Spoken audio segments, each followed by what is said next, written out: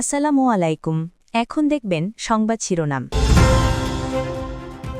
খালেদা জিয়ার আরোগ্য কামনায় আজও দেশ জুড়ে দোয়া, দ্রুতই সুস্থ হয়ে উঠবেন বলে প্রত্যাশা দেশবাসীর।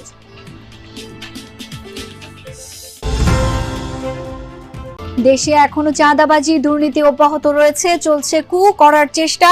খুলনায় ৮ দলের বিভাগীয় সমাবেশে বললেন জামায়াত। ২ আসনে বিএনপির মনোনয়ন ঘিরে তৃণমূলের দ্বন্দ্ব চরমে, পুনর্বিবেচনার দাবিতে চলছে মিছিল মিটিং। বিভেদ ভুলে সরকারি মাধ্যমিকে শিক্ষকদের কর্মবিরতিতে আজকের বার্ষিক পরীক্ষা স্থগিত, আন্দোলনে আছেন প্রাইমারি শিক্ষকদের একাংশও। এতক্ষণ দেখছিলেন সংবাদ শিরোনাম, এখন দেখবেন বিস্তারিত। বিএনপি চেয়ারপারসন বেগম খালেদা জিয়ার রোগ মুক্তি কামনায় দেশের বিভিন্ন স্থানে দোয়া মাহফিল সহ নানা কর্মসূচি পালিত হয়েছে। জামালপুর শহরের মুক্তিযোদ্ধা সংসদ এলাকায় দুপুরে দোয়া মাহফিল অনুষ্ঠিত হয়। এ সময় ১,০০০ দুস্থ মানুষের হাতে শীত বস্ত্র তুলে দেওয়া হয়। বেগম খালেদা জিয়ার দ্রুত আরোগ্য কামনায় এই কর্মসূচি আয়োজন করে জেলা বিএনপি ও অঙ্গ সংগঠনের নেতাকর্মীরা। আপসহীন ও কারা নির্যাতিত নেত্রীর জন্য দেশবাসীর কাছে দোয়া চান বিএনপি নেতারা। বেগম খালেদা জিয়ার রোগ মুক্তি কামনায় নারায়ণগঞ্জের রূপগঞ্জে সকালে দোয়া মাহফিলের আয়োজন করে বিএনপি। এতে অংশ নেন হাজারো মানুষ। বিএনপি চেয়ারপারসনের সুস্থতা কামনায় বিশেষ মোনাজাত করা হয়। এ সময় উপস্থিত ছিলেন নারায়ণগঞ্জ ১ আসনে বিএনপি মনোনীত প্রার্থী মোস্তাফিজুর রহমান ভূঁইয়া দীপু।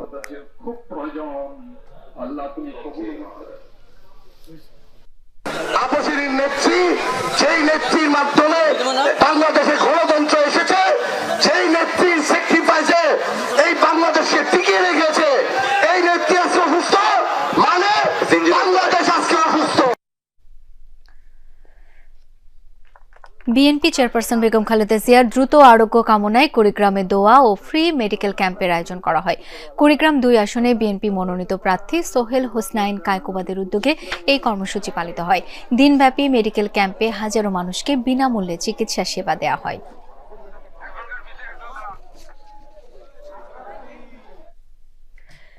তিনবারের সাবেক প্রধানমন্ত্রী বেগম খালেদা জিয়া অসুস্থ হয়ে রাজধানীর একটি হাসপাতালে চিকিৎসাধীন। এতে উদ্বেগ উৎকণ্ঠায় নেতাকর্মী সহ সারা দেশের মানুষ। দেশের এই সংকটময় মুহূর্তে বেগম খালেদা জিয়ার উপস্থিতি খুবই গুরুত্বপূর্ণ বলছেন ভিন্ন রাজনৈতিক দলের নেতারাও। আওয়ামী লীগ সরকারের আমলে শত বাধার মুখেও চেয়ারপারসন বেগম খালেদা জিয়ার নিঃশর্ত কারামুক্তির দাবিতে দেশের বিভিন্ন স্থানে রাজপথে সরব ছিলেন বিএনপি নেতাকর্মীরা। সাতক্ষীরায় মিছিল সমাবেশের মধ্য দিয়ে চলে তার মুক্তির আন্দোলন।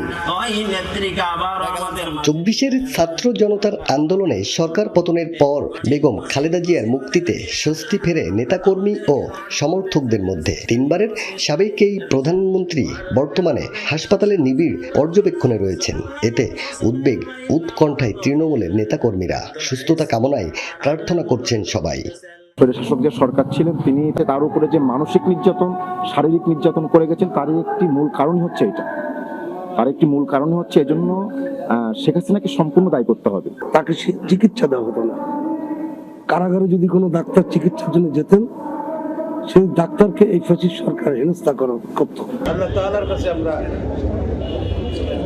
প্রার্থনা করি দিলে তিনি যদি অতি দ্রুত সুস্থ করে দেন।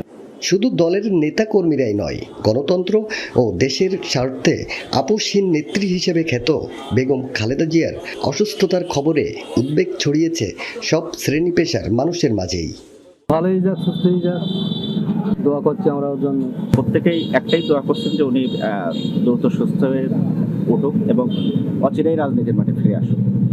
দেশের এই সংকটময় মুহূর্তে বেগম খালেদা জিয়ার উপস্থিতি খুবই গুরুত্বপূর্ণ বলছেন ভিন্ন রাজনৈতিক দলের নেতারাও। তাদেরও প্রার্থনা দ্রুত আরোগ্য লাভ করবেন বিএনপি চেয়ারপারসন। তিনি এই গণতন্ত্র প্রতিষ্ঠা, দেশের সুশাসন আনয়ন করা, সামাজিক উন্নয়ন, এক্ষেত্রেও তার দলের লোকজনও কিন্তু তিনি ছাড় দেননি।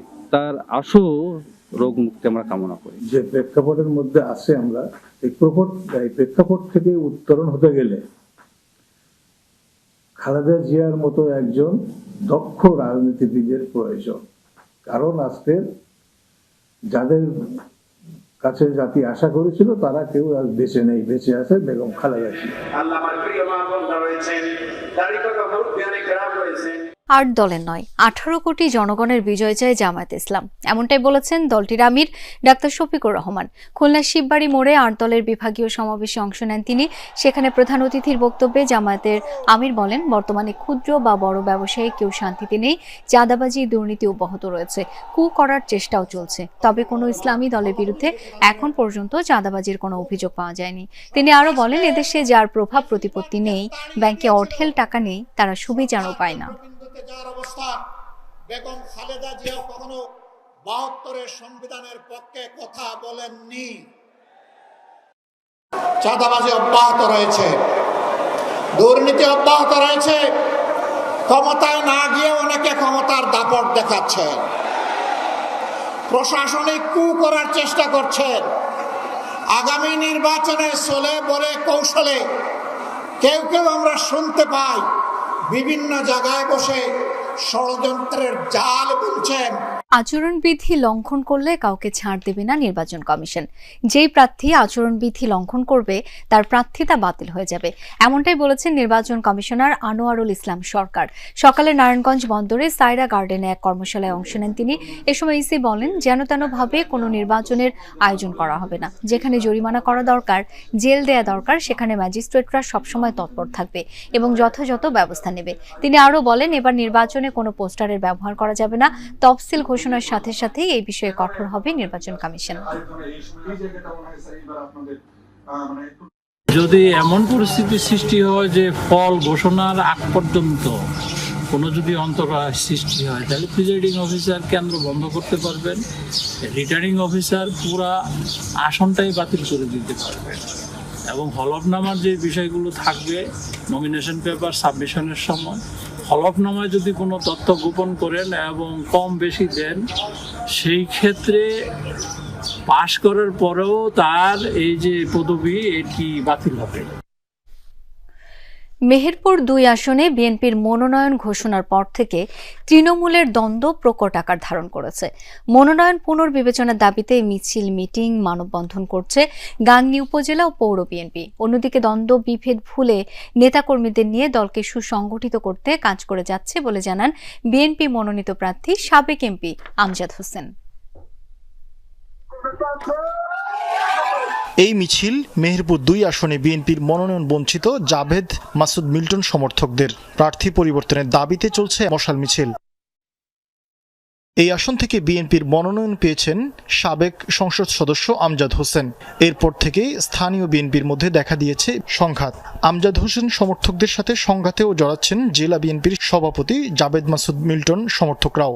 পুনর্বিবেচনা করে জাভেদ মাসুদ মিল্টনকে প্রার্থী ঘোষণার দাবি তাদের। আমাদের দাবি সঠিক নেতাকে, জনগণের পাশে থাকা মানুষকে, জনগণের সুখে দুঃখে ১৭ বছর যিনি ছিল, আপনারা তাকেই আপনারা কেন্দ্রে থেকে মূল্যায়ন করবেন।